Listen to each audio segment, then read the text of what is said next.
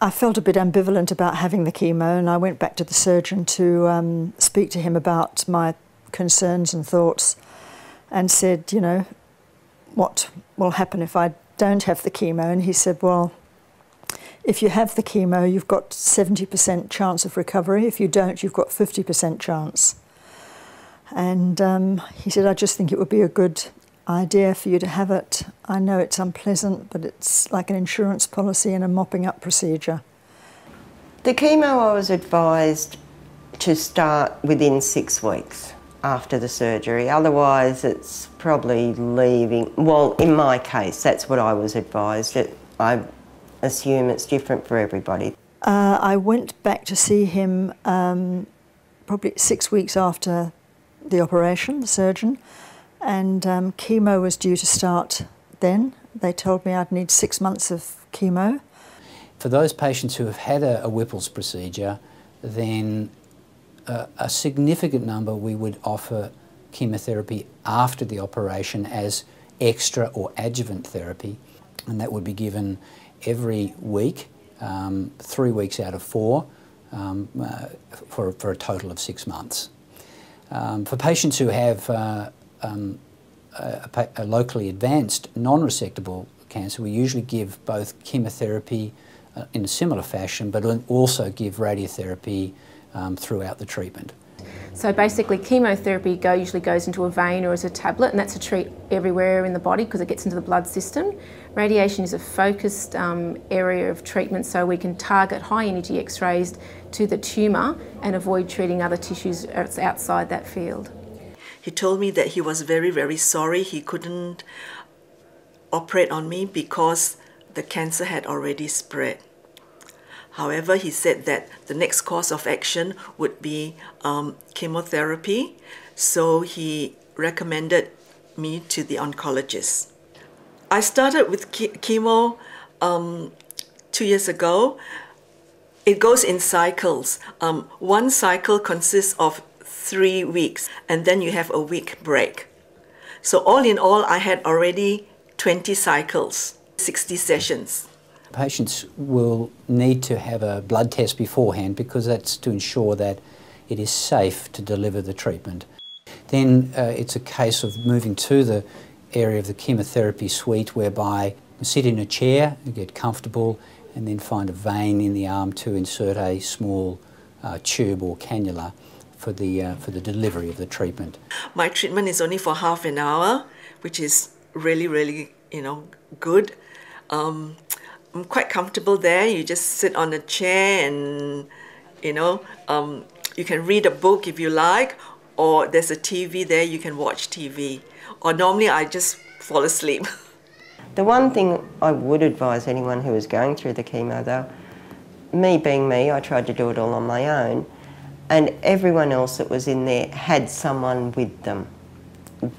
And I think that's a really good idea to take someone. It takes your mind off it because for that 15 or 20 minutes, it's not long, but for that 15 or 20 minutes, you can talk or do something else instead of thinking about what's happening.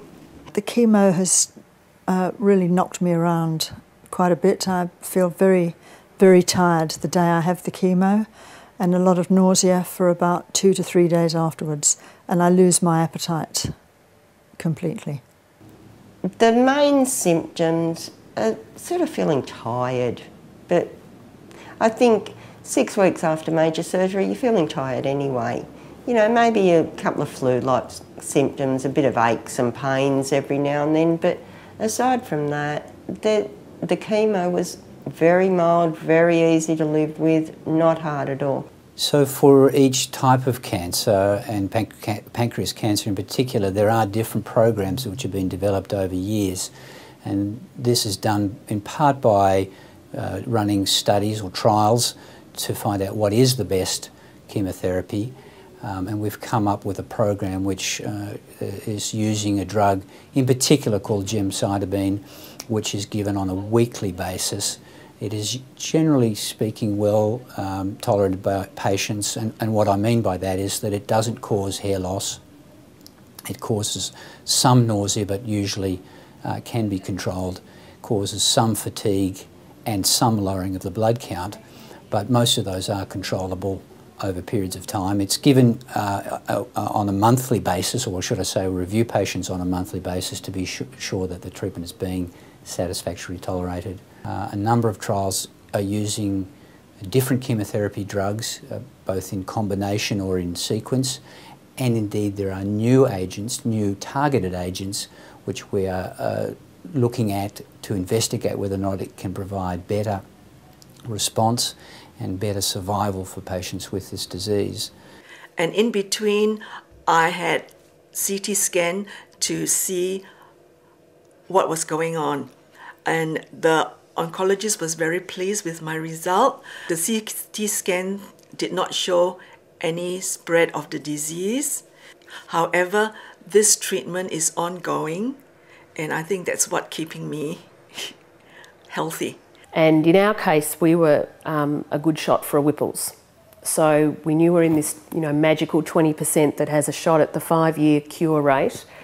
And we went in, had the surgery, and they couldn't do it. And then you start looking at what happens, and you find out, well, now it's chemotherapy, gemcitabine, which is the standard chemo treatment by all accounts, no radiation, and he was great with it. And he had remarkable therapeutic effect with it as well. I mean, he had a small tumour to start with. That halved in size. He had some small liver mets which completely disappeared and no side effects. So for many patients with advanced pancreas cancer, they will have a lot of symptoms from the disease, which can include pain, poor appetite, and weight loss. And what chemotherapy can do is to reverse some of these symptoms by improving pain, increasing appetite, and improving feelings of well-being. And this is what very much would be one of the prime goals of chemotherapy, to target not only the cells but to improve the symptoms for these patients.